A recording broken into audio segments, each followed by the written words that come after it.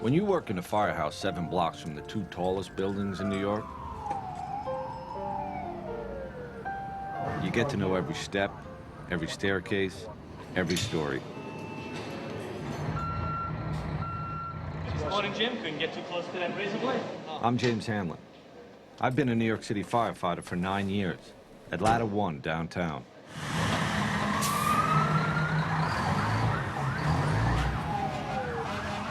Last summer, the summer before 9/11, there were days we'd go to the Trade Center 5 times in a single shift. 10-4, we're gonna also send you some help. My point is, we knew those towers as well as anybody. But nobody expected September 11th.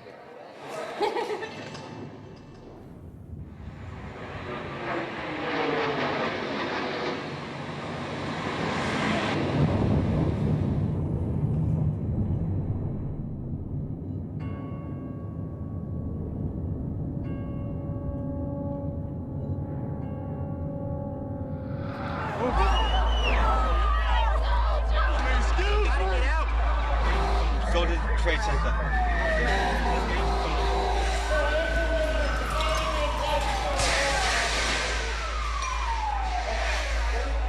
On that day, guys from my firehouse, my best friends, were some of the first firefighters into Tower 1 after the plane hit.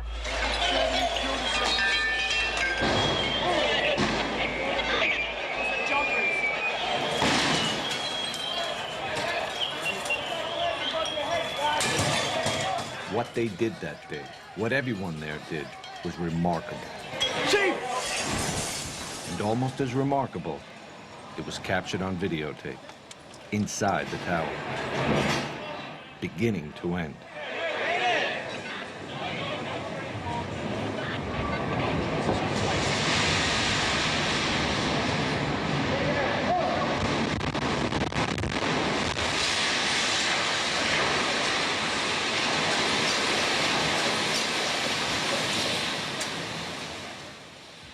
The tape was shot by 2 brothers, Jules and Gideon Naudet. Holy shit. They're documentary filmmakers and old friends of mine. I don't know. They always say there is always a witness for history, I guess. That day we were chosen to be the witness. The strange thing is, the tape, the whole story, it kind of happened by accident. I mean, Jules and Gideon didn't mean to make a documentary about 9/11. We wanted to make a documentary about a firefighter. That's how the whole thing got started. 9, 10, 1, 2, 3. More to the point, the plan was to follow a rookie. On the job, we call them probies. The idea was to show how a kid, almost, become a man in 9 months. Which is their probationary period, where they have to prove themselves. Let's go, guys. Hurry up, get in the apartment. We teamed up, and by June of 2001, Yeah, we're gonna make our way to the back. We'll phone. the 3 of us were out at the fire academy shooting the training. Open up. Move in. Off the ceiling. Sweep the floor. After a few weeks of learning the basics, a probie may think he knows what it takes to be a real fireman. He's in for a rude awakening. Can I have the lights, please? This is a probie. Became engulfed in fire. Another firefighter, no hood. Be prepared. Wear your gear. Go into a building. You never know what's gonna happen. The fire is starting to really roll over my head now. The force of it knocked me down, knocked my helmet off, and my hands were gone. I take 3 steps into the apartment, and the floor gave way, and we all went.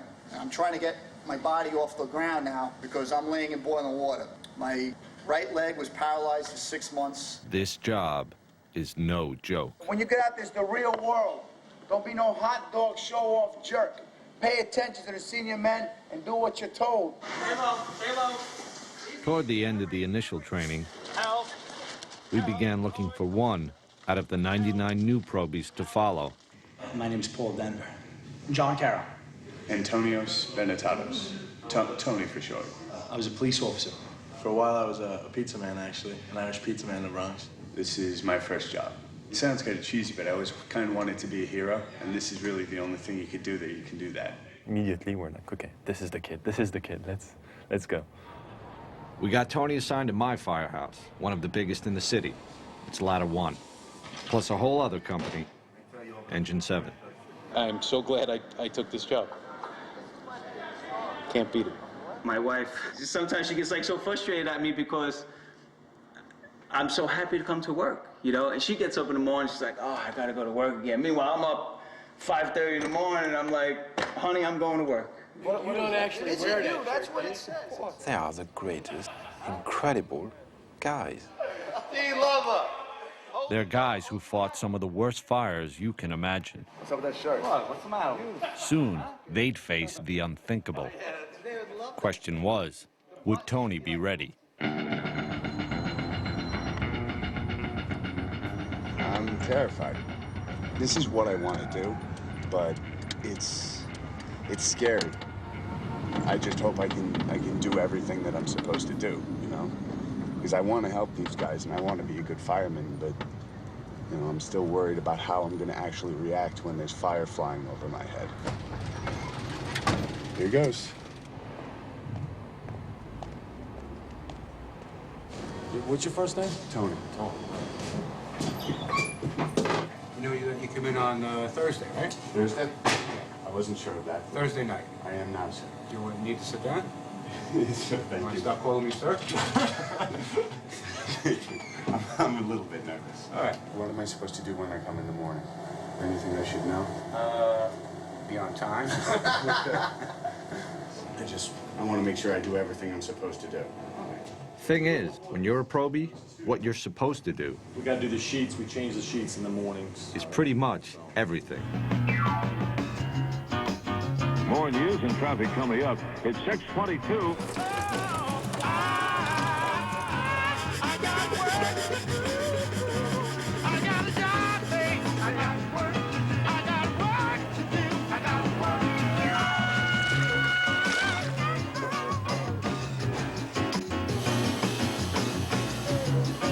Get all the wheels, then we start up top and we wash the rig down. Roby rules. Roby always gets in the sink. Roby does not go in the TV room, ever. Roby makes sure there's always hot coffee in the morning. You have an iron at home? Actually, I do not, sir. You don't? No. Probably in a lot of trouble. Take two. I think I'm doing decently. You know, I'm still waiting for a fire, that's all. Just waiting for a fire. And I think that'll, you know, make a pretty big difference. Engine, ladder.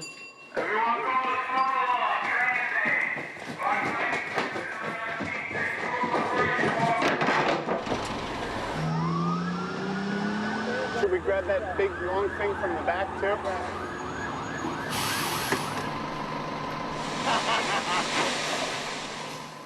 Thing is, guys say there's two kinds of probies. Fire's out. Getting closer. Black clouds and white clouds. When a black cloud comes to the firehouse, that probie, he brings all the fires in the city with him. White cloud, just the opposite. No fires.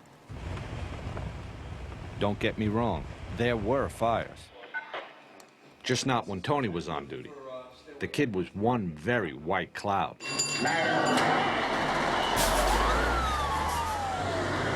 what do you say? Does it feel like fire today? Or... Yeah?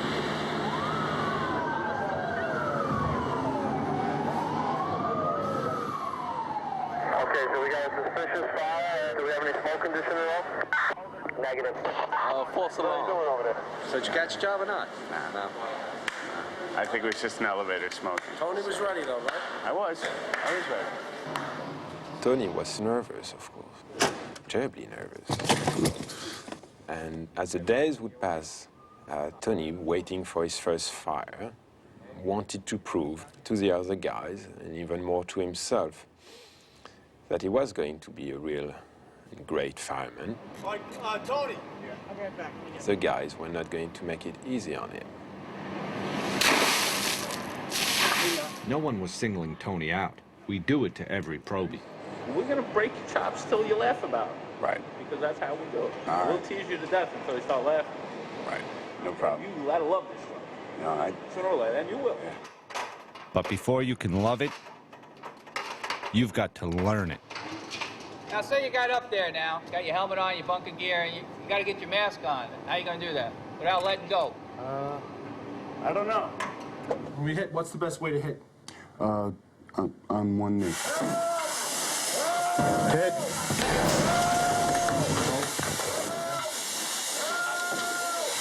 Hot here, hurry up, make a quick sweep, it's hot. You gotta go under the bed, you go under the bed. The next time you do this for real, you're going to be more cautious. Right. You're fine. All I want you to do is learn to relax. All right. You got to remain calm. Okay. So you got to control that surge. Okay. Okay? Not bad. No. Not bad. Yeah, that handwriting's getting better already. Thank you. All right. Hey day today, baby. Yes. Okay. Thank you. For 2 weeks, I got $672.25. Oh, you gotta be kidding me. You couldn't even buy a six-pack with that. Holy crap. It's starting pay, you know? If I wanted to get rich, I would have become a lawyer. But I wanted something that I'd be able to live with for the rest of my life. This I can live with. A lot of the guys feel that way. You need to get up in the morning and look yourself in the mirror and say you're doing something with your life. Somebody's in there, hit the door. You do your job, you risk your life to help people. And with time, you become part of a unique, extended family.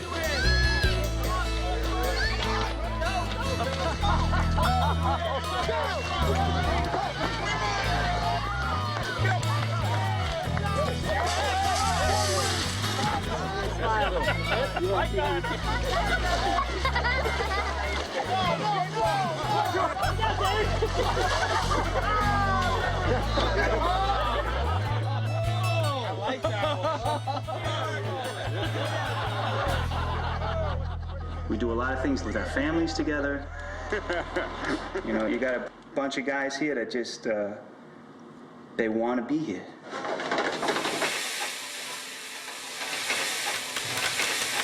Just making some onions and mushrooms for the steaks. How you doing, Jimbo? Huh? Doing pretty good? Yeah? I'm gonna go. Ah, this is a good song here.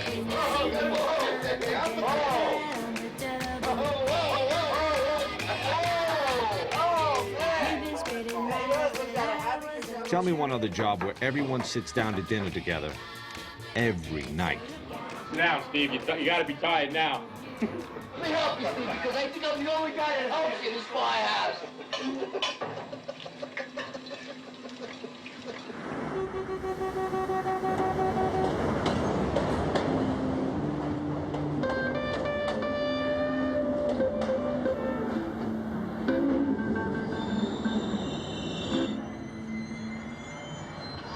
I know it was you, Fredo.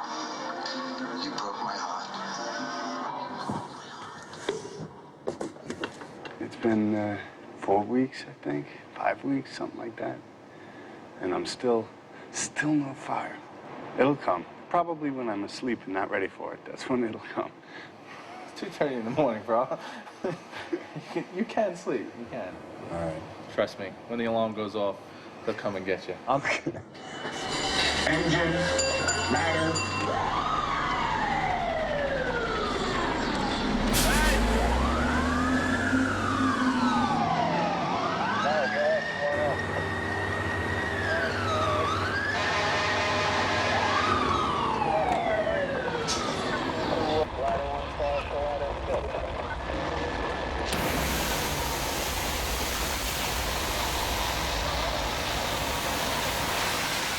Back over to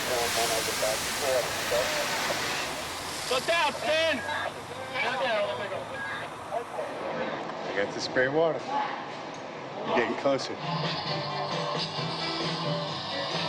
There you are, Tony. Look, your first fire. And it was a car fire, no less. That's all right. My first fire was a garbage can fire on West Broadway in Franklin. Listen, Tony was getting closer. Did he wave you? Yeah. But for the record, that was some flame. Look at all the smoke. It wasn't a real fire. Hey, Chief, come see his first fire. If they're all like that, it's going to be a fun 20 years. Look at this fire over here. Here's the fire, see? Stretch a line, put out the stakes. By the end of August, we knew that we had a great cooking show, and there were no fires. Waiting for a job, that was a very big concern. But every time we would talk with some of the senior guys, they always told us, well, be careful what you wish for.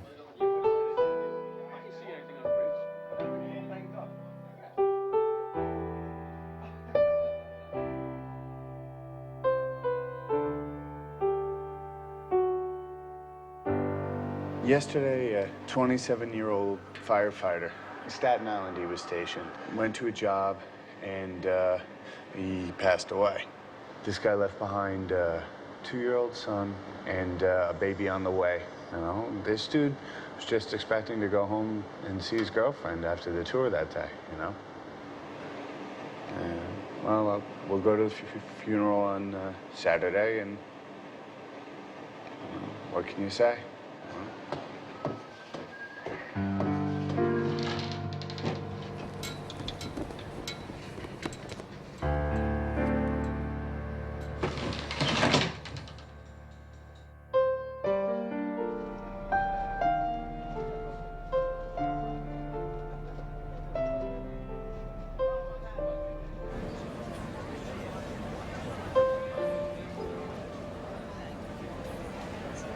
Detail, then hut.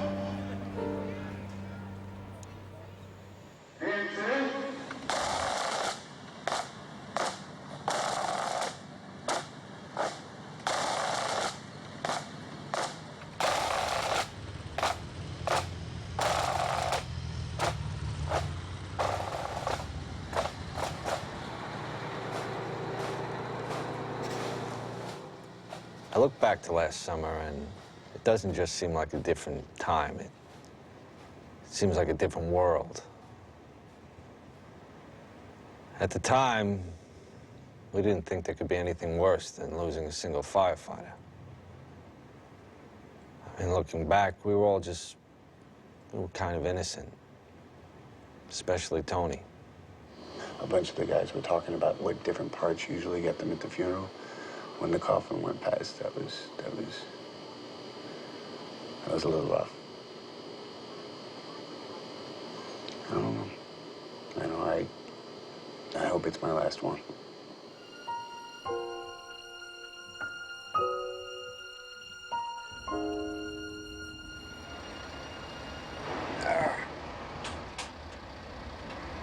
So go straight up right now.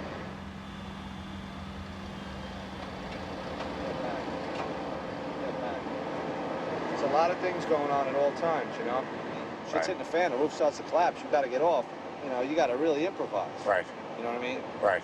Basically, you have to be on the top of your game. Right. You're not the OV. You're on the top of your game. This is not a joke, this job. You know? Right. It's a lot of things to think about, you know? And tunnel vision, focus, really, because that's what's gonna keep you alive, and that's what's gonna give you the opportunity to help anybody else. Right. Right. You ready to go down? Fire or no fire, Tony had learned a lot that summer. Get him over the roof, make sure he gets down. Sure, he had a ways to go, but we'd teach him. Far as we knew, there was plenty of time. A few days later, Jules cooked a French dinner for the guys. At least he tried to. Decided to cook leg of lamb, which I told him for a long time was one of my specialties. I think he cooked one, and we really needed at least 5. Where's Frenchie? A couple more meals like this, we'll be able to share shirts. All right, I got a small piece, so what? Only my mistake. We stayed up late, just telling jokes and busting chops. This is it. That's all that's left. This is the best part of the meat. Even though the guys were making fun of us because we didn't cook enough, we're all having a great time. We're getting accepted. Touchdown! Oh. You were just shaking it in the head. I don't know. We all joked all night long. It was really a great night. Little did we know. It was the night of September 10th.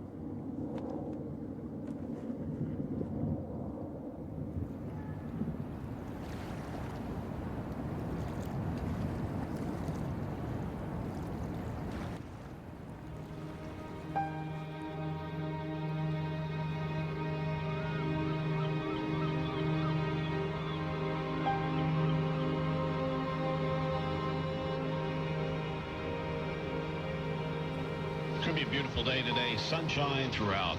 Low humidity. Really a splendid September day. The afternoon temperature about 80 degrees. Great weather for the primary election. Tonight, clear and cool, low 60 in Midtown. It's begun to sound like some sort of a cliche. But really, September 11th started out like every other day. Well, currently winds out of the northwest 6 miles per hour. Relative humidity 70%. 66 in Newark, 64 degrees in Bridgeport, 67 in Midtown, and heading for 80.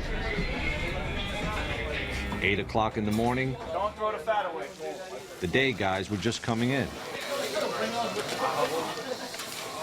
I was off that day. 13 guys from my firehouse were on. Oh, what happened? Around 8:30. Matter. I believe the run came in. We get the run for the gas leak, or an odor of gas in the street, actually, I think it was. It's just Lispinard and Church, odor of gas. And we responded, arrived in minutes. Yeah, I don't think anything of it. You get on the rig, you go, you say, all right, it's an odor of gas. Jules was riding with the battalion chief, Joseph Pfeiffer, videotaping. It was just another call. I'm riding with the battalion chief. It was basically camera practice. See, Jules had only been shooting for a few weeks. Before that, Gideon was the main cameraman. Every time the battalion goes, I go. You know, I just need to practice, so I shoot.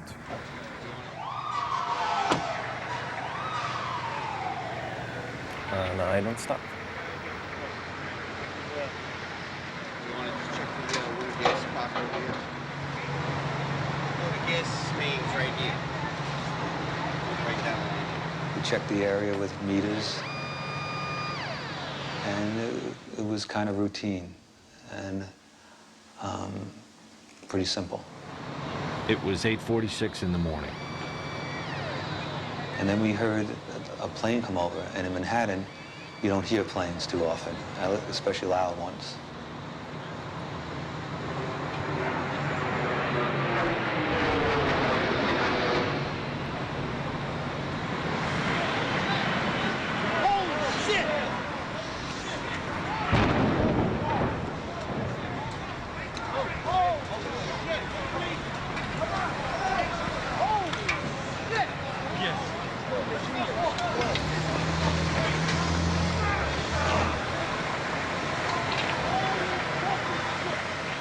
Right then and there, I knew that this was going to be the worst day of my life as a firefighter. Immediately, I knew this wasn't an accident. What am I doing on this? Go to the Trade Center. I know, We knew, this was going to be something unusual, something tough, but it would be something we could handle or at least deal with. Oh my God. Now look like a direct attack.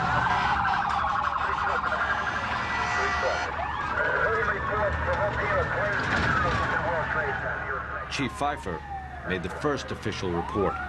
Battalion 1 to Manhattan. We have a number of floors on fire. It looked like the plane was aiming towards the building. Transmit a third alarm. We'll have the staging area at Vesey and West Street. Yes, sir. probably a 2-minute ride, but it seemed like it was forever because there was a lot of things going through your head. Felt sorry for the people, the people inside the building. What was going to happen, nobody had any idea. We've never experienced something like this before.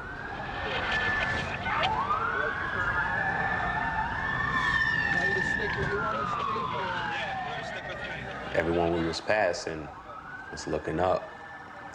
It's like the world just stopped. We are just currently getting a look at the World Trade Center. We have something that has happened here. Flame and an awful lot of smoke from one of the towers. Whatever has occurred has just occurred within minutes, and we are trying to determine exactly what's on. As we swung around in front of World Trade, my mind tells me, wow, this is bad. What do we do? Like, what do we do for this?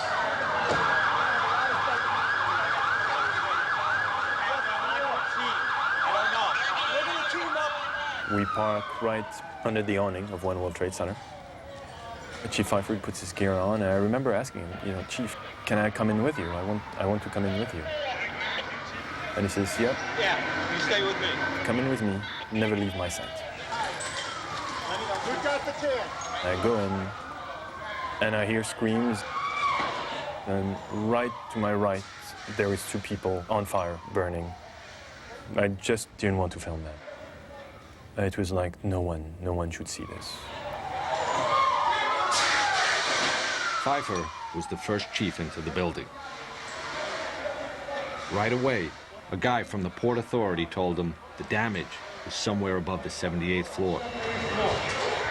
But all you had to do was look around. It was obvious.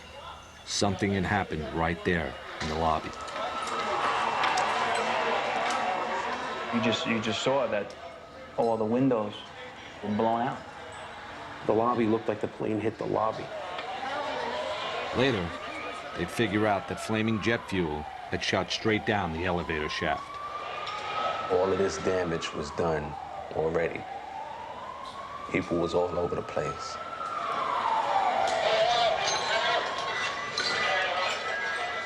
So you knew it was going to be worse when we got upstairs. Flames are shooting out. Smoke is pouring out. I want you to get an engine and team up. Just get an offside line. Walk to 7. Okay, I want you to go putting higher than 70. What's going on? 78. My main concern was we had 20 floors of people above. And we had to figure out a way to get them out.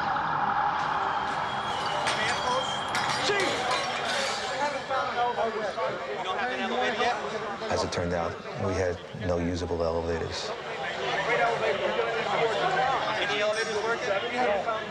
With the elevators out, there was only one way to get up there. Walk. Companies come in. You see them with a concerned look on their face. And they're sent up.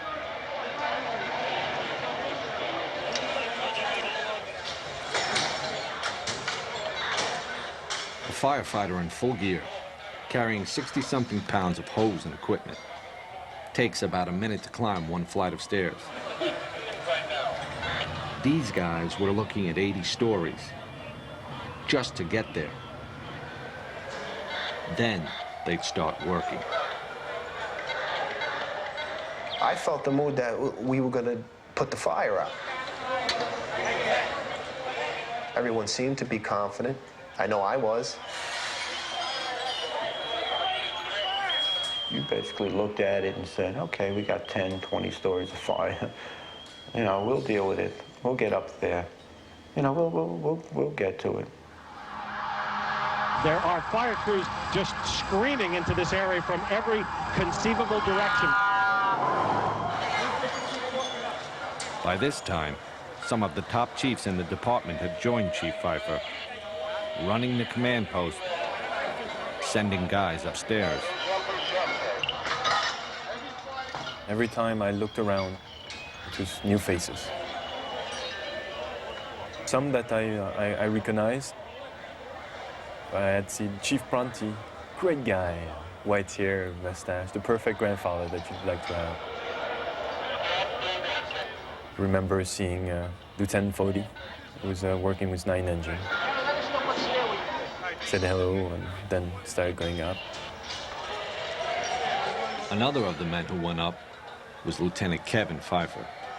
He was in charge of Engine 33, and he was the chief's brother.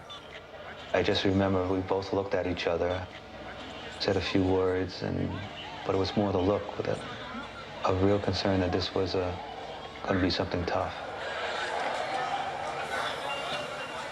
It's going to be a tough job. It's going to be a long job. They'll put it out. That's what they do. The last time Jules had seen his brother was an hour ago, at the firehouse. Far as Jules knew, Gideon had followed Tony, the probie, into the tower. When we had left for the odor of gas in the street, for me, he was in the engine. And then when we arrived to the trade center, he went up immediately with the guys. So for me, my brother is going up the stairs. It turns out, Gideon was with Tony. Engine 7, ladder 1. This is Firefighter Benetatos. But Tony was still at the firehouse. Yeah. No, I was off duty. And now he'd been ordered to stay there. Everybody's been recalled. All available units must come back to the firehouse. While Tony tried to keep up with the phones, This is Firefighter Benetatos. Gideon took his camera and started walking down towards the trade center. He was sure his brother was inside, and he wanted to get to him. I remember slowly walking down to the World Trade Center. What really sticks in my mind is passing by the people and filming them and filming their astonishment. And the eyes saying, this is not happening.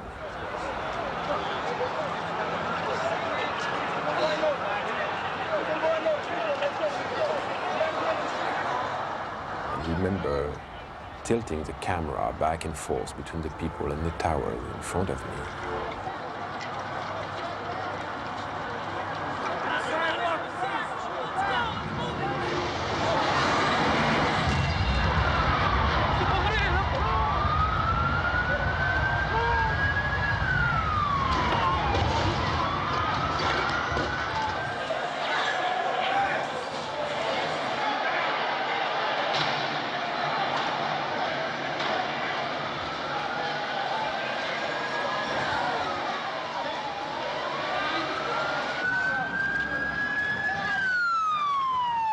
Both towers of the World Trade Center have been hit by aircraft. Both are in flames. Both suffered explosions. There is black smoke coming from both of the towers. It's a horrific scene here. There's debris flying through the air over the East River here into Brooklyn. What appears to be...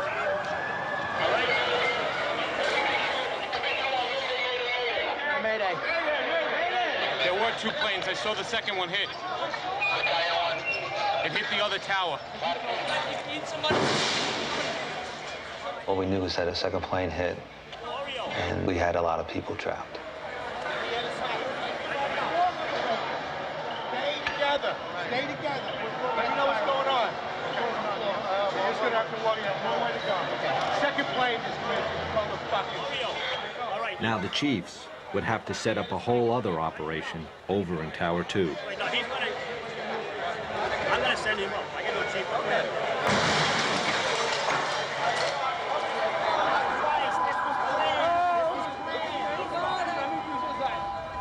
When the second plane hit, that's when you could see fear. Both of them are on fire. You could see it in everybody's eye. Tell your co-workers to There were people from all over the world in these streets. different colors, different languages. On those few blocks between the firehouse and the World Trade Center, the entire world was there. So two aircraft. The first one on one World Trade Center. The second one just happened. And they were all looking at the same thing and talking about the same thing and reacting the same way. Is it a plane? You saw a plane going? A plane went straight into the building, right there into the side. Plane? Yes. How big is the plane? Yeah. That was a direct hit. Huge one. There were two planes? Yeah. There's two, one in each building. Yeah, I saw the last one. We heard boom in the whole. What are those people going to do? On the second one? All the elevators are blocked out. Yeah. Well, the staircases must still be, right?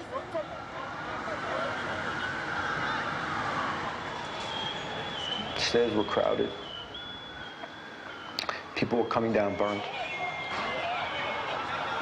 Upstairs in Tower 1, the guys from my firehouse were now 10 floors up and climbing. If we did talk, it was to the people coming down, trying to comfort them, tell them it's all right, get out, stay calm. I wound up finding a woman in the C staircase. Her arms were all burned. She was just sitting there, basically in shock. So I picked her up under her arms, and I put her in with a group of guys, and I asked the group of guys to, take it down. I spoke with one person. I think the highest floor that I had heard was about a survivor from the 80th floor coming down. So we know that that was intact. We knew it was going to be a long haul getting up there. And you had to try to conserve as much energy as possible, if that was even possible, I'm hot. I could feel the blood in my neck pumping. I could feel my whole, my whole heart, my whole system is really working. I knew we had to get up to help people. We had to get up there. I knew we'd get there, but it was just going to take a while. You're talking about thousands of casualties and thousands of potential casualties. They was pretty much saying, God bless you, can't believe y'all going up and we're coming down. People, they pretty much said, why are y'all going up there? Get out.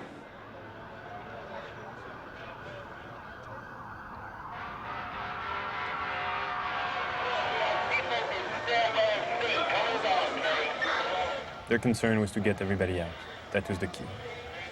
As much people out as possible.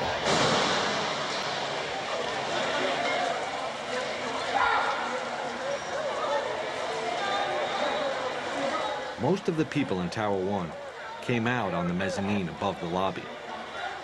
Then they'd get out through another building. All right, I want to use the lobby of 7 as a triage. The chiefs didn't want anyone going through the lobby doors. First, it was because debris was falling outside. Then,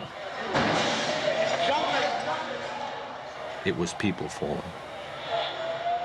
You don't see it, but you know where it is. And you know that every time you hear that crashing sound, it's a life which is extinguished.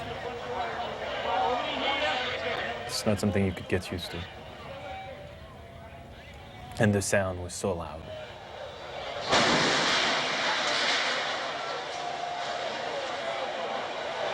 I just remember looking up, thinking, how bad is it up there that the better option is to jump?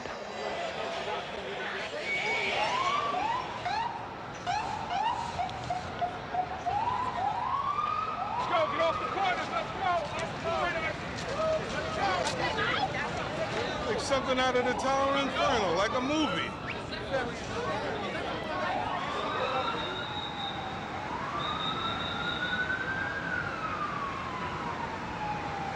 Wins News Time, 9:12, a major disaster in New York City this morning. Breaking news now on 1010 Wins. Well, we now have some insight as to what's going on the air here. The FBI is now investigating reports of a plane hijacking before these crashes we're telling you about at the World Trade Center towers this morning. Rescue crews are making their way to the scene, and all of this unfolding in one of the busiest places in the world, in downtown Manhattan. Again, both towers hit by aircraft. Again, 2 planes involved in 2 crashes into either tower of the World Trade Center at about 10 to 9 and 5 after 9 this morning.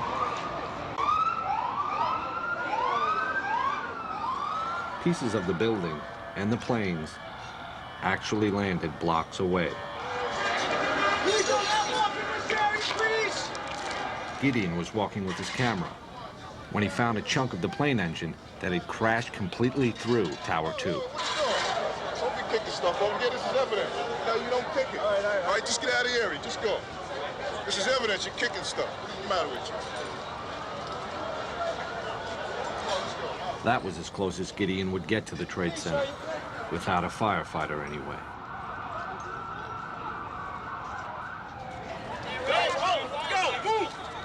So I decided that the smartest thing to do was to slowly walk back to the firehouse and find a way to go to Jules. We're just getting word now. One of the two planes was hijacked after takeoff from Boston. This is two airplanes have crashed into the World Trade Center in an apparent terrorist attack on our country. We now have reports of a fire at the Pentagon. A fire at the Pentagon being reported this morning. I was just saying that the officials are calling this an act of terrorism. They're saying that's clearly what it is, clearly not an accident. Arriving back at the firehouse, and Tony is still alone, and he has no clue of what to do. The Pentagon's on fucking fire? War. This is war. And just by listening to him, freaking out and swearing and behaving like I've never seen him behaving, Tony was expressing what we all felt. At that point, I saw the fireman in him taking over. I can't believe the fucking Pentagon. Somebody has balls. I mean, a few times he was just pulling his gear and about to rush to the door, realizing that he was the only one in charge of this empty firehouse, and going back to the house watch and looking again at those pictures on TV, and just to make sure that it was real. We have these two enormous explosions at the World Trade Center here Tony in New York. just wanted to go there.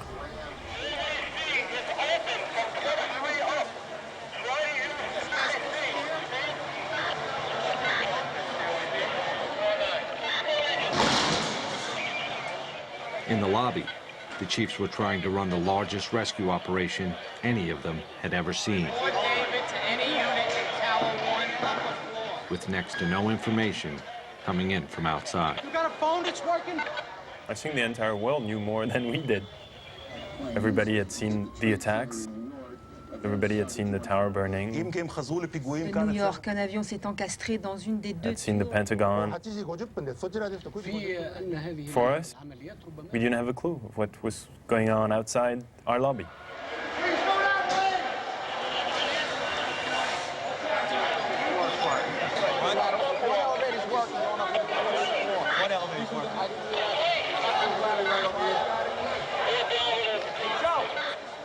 Just like a beehive, that place. Everybody's working on the phone, everybody's working on the radio. Everybody's getting information, sending guys up, getting reports. And just trying to get this thing under control.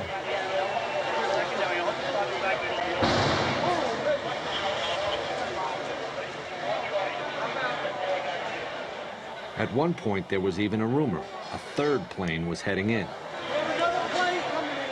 You got to remember, at that moment, anything seemed possible. Other than NYPD, Port Authority, police, and the military. And I need that done now. Another fucking plane. Strategy to get as many people out of the fucking building, let it burn up. We ain't letting this happen. We got a lot of people in this, so we got to get these people out. That's the priority. On top of everything else, just talking to the guys in the stairwells was tough. Fort David to Battalion 7. The tower's internal communication setup had been knocked out by the crash. That left fire department radio. Suddenly, you have hundreds and hundreds of firefighters that have radios.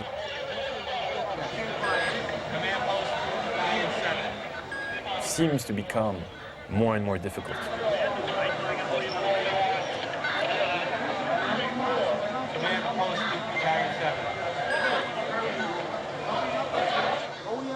face. Please provide me again with your location. Is there anyone in this car? What is that? Is there anyone in this car? You had one guy from the WTC who was trying frantically to reach anyone on the elevators. 69 car. Anyone in this car?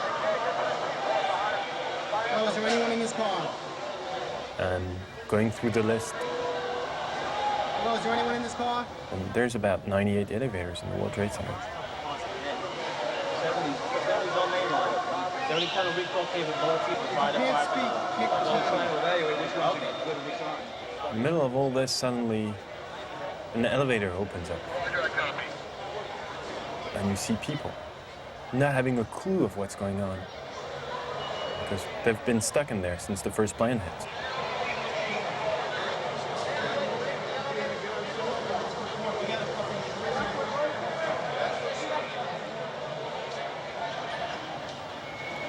I was seeing the look on the firefighters.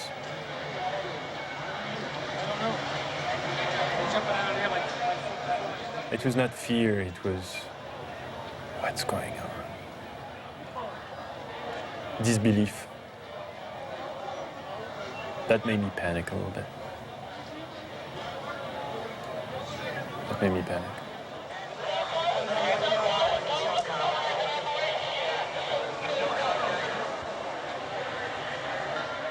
It was the first time I had seen Father Judge, the chaplain, as he's called. He was in the lobby with us, and I could tell that he was praying. You know, Father Judd, he would at least make eye contact with you and kind of give you a reassuring look. That wasn't occurring, almost like he knew that this was not good.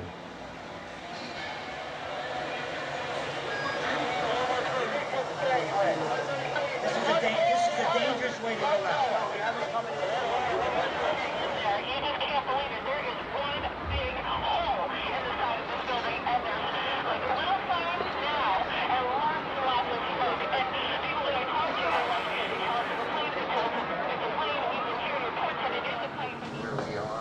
Back at the firehouse, What's up?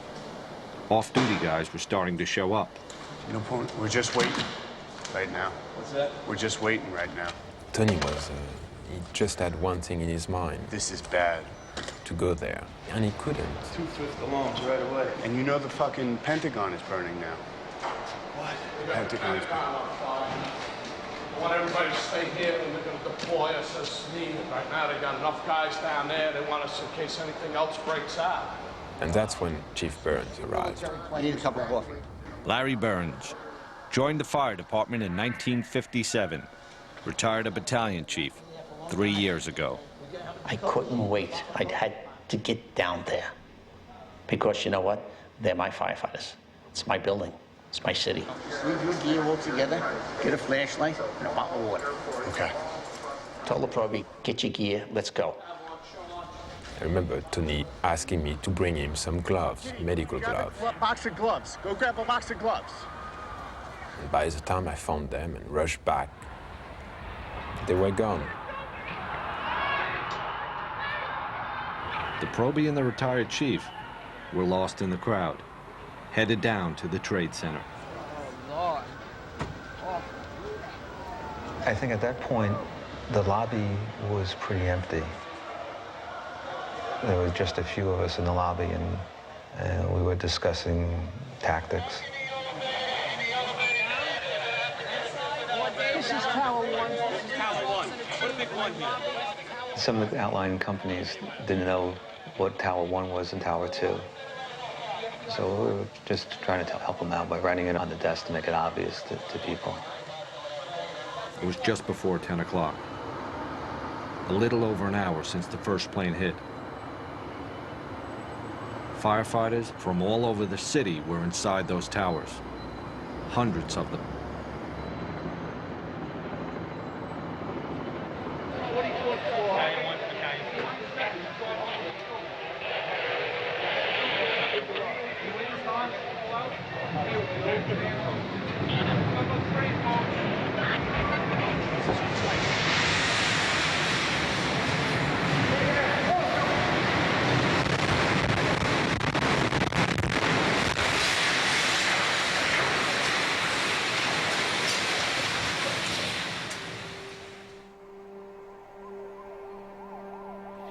A situation that started bad just gets worse and worse and worse. The World Trade Center, South Tower, which was hit by a plane and racked by an explosion approximately an hour ago, has totally collapsed. What happened?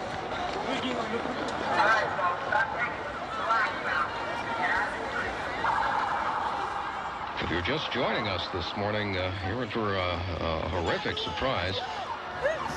The scene here is just one right out of one of the movies you would see in Hollywood. People walking around with cell phones and tears, holding their heads, looking up at what's left of the World Trade Center, just shaking their heads in disbelief. Out on the street, everyone knew what just happened. The South Tower was gone. They saw it collapse and ran.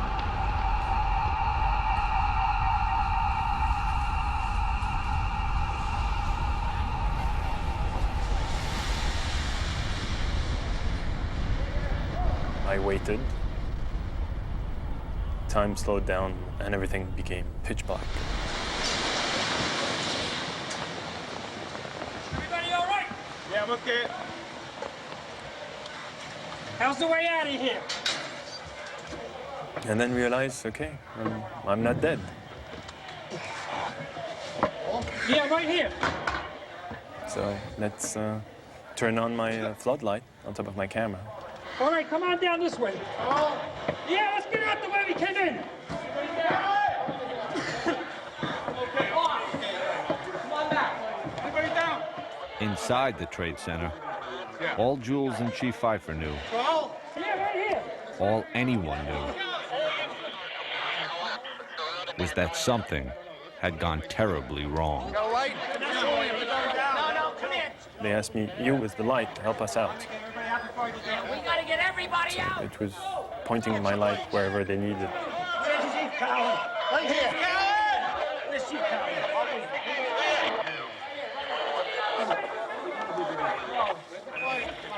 I remember seeing Chief Pfeiffer. Command post from Tower 1. To all units. Evacuate the building. Command post to all units. He gave it right away, very calm, didn't wait. And it was, for him, it was a precaution. It was, okay, something wrong is happening. Let's get everybody out. Where's that flashlight? From the tone of his voice, I knew that it was no normal thing. I knew it was time to leave. I remember saying to the guys, well, we're on our own now. And for the first time, I looked in someone else's eyes and saw fear, which you don't see with the firemen. We orderly evacuated. Well, it was such a long walk, 21, 17, 16, 15, 14, 13. I was going down the stairs. I can remember a fireman resting on the landing and telling them, you know, we've heard a mayday, get out of the building. And, I don't think a lot of them, I know for a fact, did not take it serious. You start to feel your anxiety build up. And take a deep breath, and you say, it's going to be all right. Let's just keep going. Our brothers ahead of me, brothers behind me.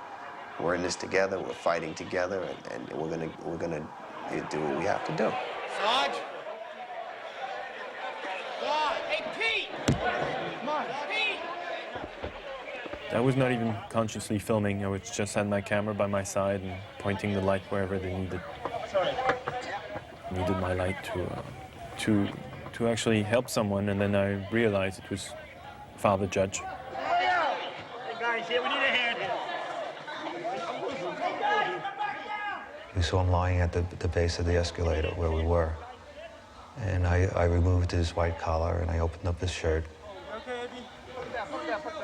And I remember checking for his pulse and realizing at that time he was gone.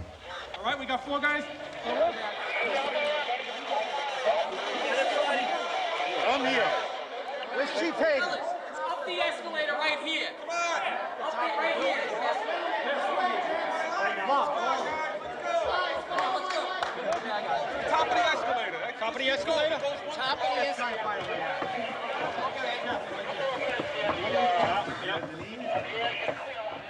After that, We had to figure out how to get out of where we were.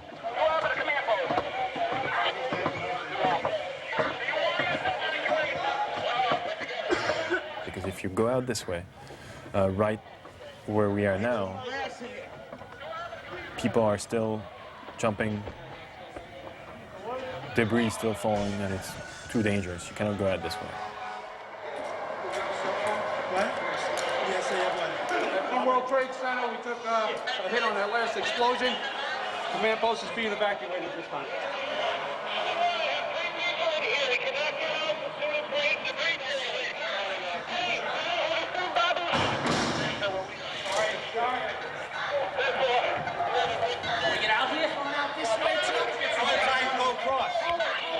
Chief Pfeiffer tells the people carrying Father Judge, okay, stay here.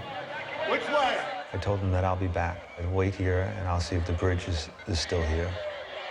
Chief Pfeiffer went to check one of the footbridges leading out of the Trade Center.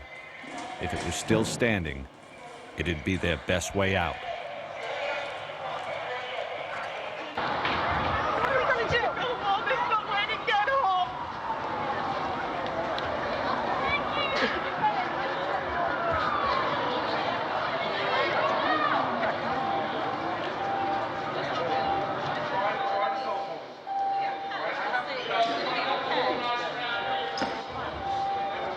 Did you hear what happened with the other tower?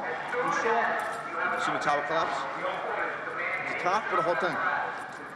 It looked like the whole thing, and now what they said was the FBI just came here, and they said that a third plane is what did it. Another plane hit it.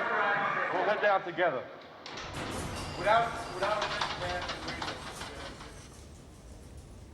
And now I wonder for the first time if Julie's still alive. I never thought about it before. Honey, it's a terrible, terrible day. I'm sure they're out there. I realized that Jules could be dead at that very moment. And I was feeling so responsible. I was the one who put him in this situation.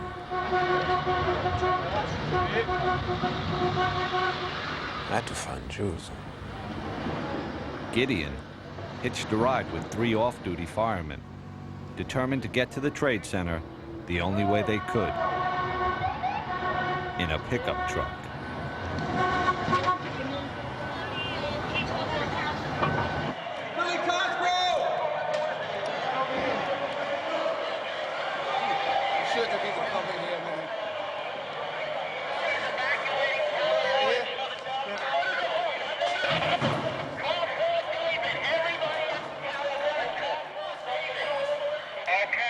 Battalion 1 to Division 1.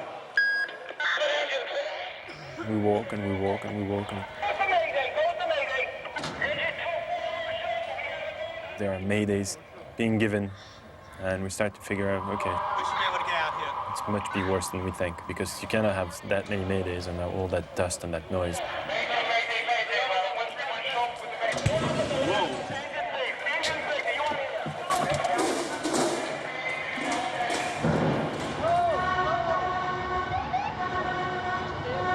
That's when I felt the danger for the first time. It was all around you. I mean, every single cell of your body was telling you, you should not be here. The scenery was radically different. I mean, it was this white powder everywhere. Just a few people here and there. Take yourself as mask. Get masked, we get an extra cylinder, and I'm gonna go in. And this kind of silence.